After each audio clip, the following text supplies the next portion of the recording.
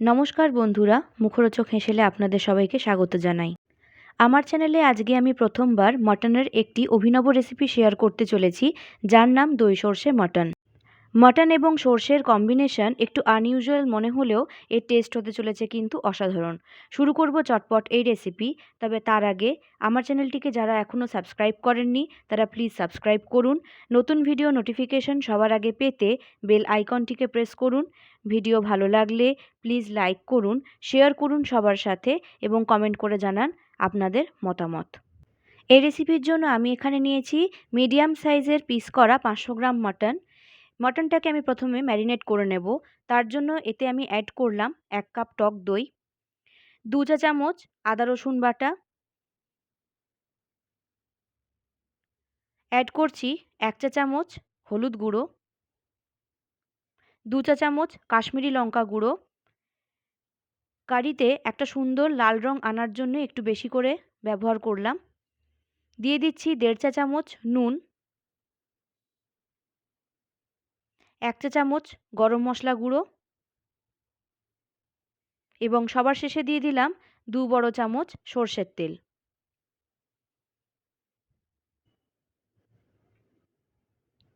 এরপর সমস্ত কিছু খুব ভালো করে একসাথে মিশিয়ে নেব। মশলাটা আমার মাটনের সাথে খুব ভালো করে মিক্স করা হয়ে গেছে।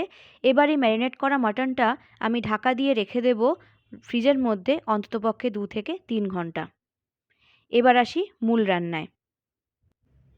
রান্নাটা আমি কুকারে করব, তাই ফ্লেম অন করে আমি কুকারের মধ্যে দিয়ে দিলাম 3 বড় চামচ সরষের তেল। তেলটা ভালো করে গরম হয়ে গেলে এর মধ্যে আমি ফোড়ন হিসেবে দিয়ে দেব 4টে ছোট এলাচ, 1 থেকে 2 ইঞ্চি একটা দারচিনির টুকরো এবং 5 থেকে 6টা লবঙ্গ। এছাড়াও এতে ফোড়ন হিসেবে দেব হাফ চা চামচ চিনি। চিনিটাকে ক্যারামেলাইজ করে নিতে হবে হাই ফ্লেমে, মানে ততক্ষণ অবধি তেলের মধ্যে চিনিটাকে নাড়াচাড়া করতে হবে যতক্ষণ না সেটা মেল্ট হয়ে ব্রাউন কালারের হয়ে যাচ্ছে। তেলের মধ্যে এই ব্রাউন স্পটগুলোই হলো চিনির ক্যারামেলাইজ হওয়ার লক্ষণ। চিনিটা ভালো করে ক্যারামেলাইজ হয়ে যাওয়ার পরে আমি এতে দিয়ে দিলাম 4টে জুলিয়ান স্লাইস করা মিডিয়াম সাইজের পেঁয়াজ। পেঁয়াজটাকে খুব ভালো করে ভেজে নিতে হবে যতক্ষণ না এটা গোল্ডেন ব্রাউন হয়ে যাচ্ছে।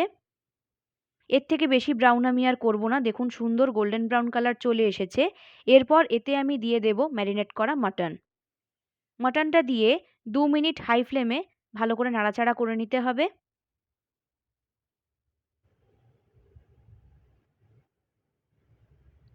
এরপর এতে আমি অ্যাড করছি হাফ কাপ মতো জল।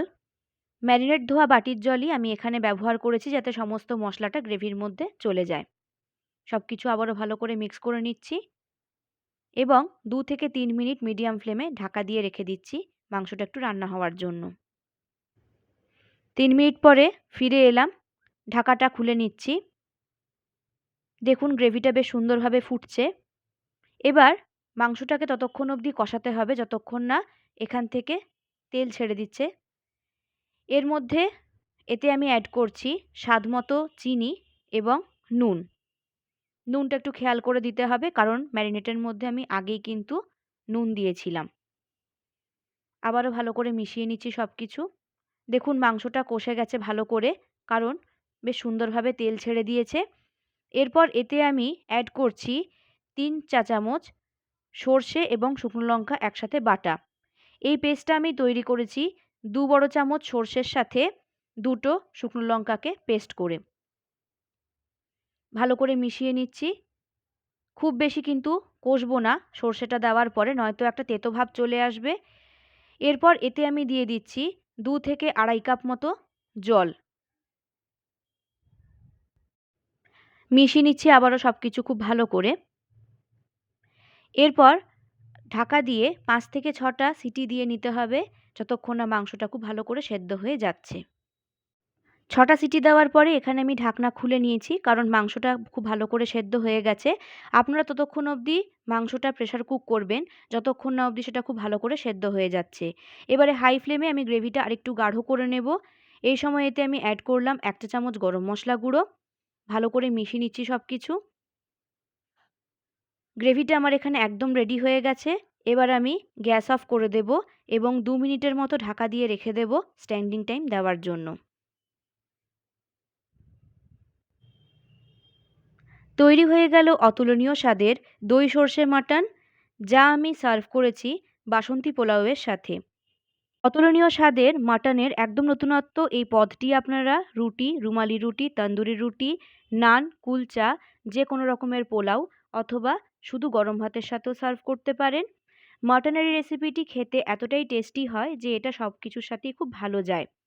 সবার প্রশংসা পেতে অবশ্যই এই রেসিপিটি ট্রাই করুন।